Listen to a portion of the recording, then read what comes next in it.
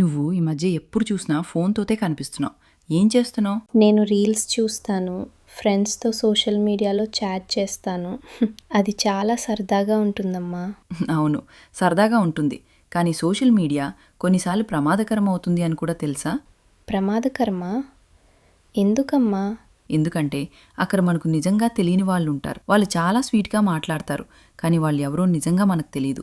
అంటే స్ట్రేంజర్స్తో మాట్లాడకూడదా? ఎస్, బయట రోడ్ల మీద ఎవరితో పడితే వాళ్ళతో మాట్లాడు కదా. ఇంటర్నెట్లో కూడా సేమ్ రూల్. స్ట్రేంజర్స్తో మాట్లాడకూడదు.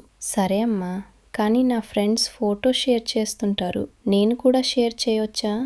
షేర్ చేయొచ్చు, కానీ చాలా కేర్ఫుల్గా ఉండాలి. కేర్ఫుల్ అంటే ఎలాగా?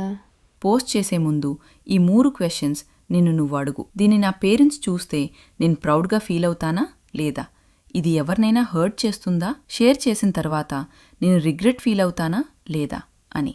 ఇది చాలా మంచి ఐడియా అమ్మా.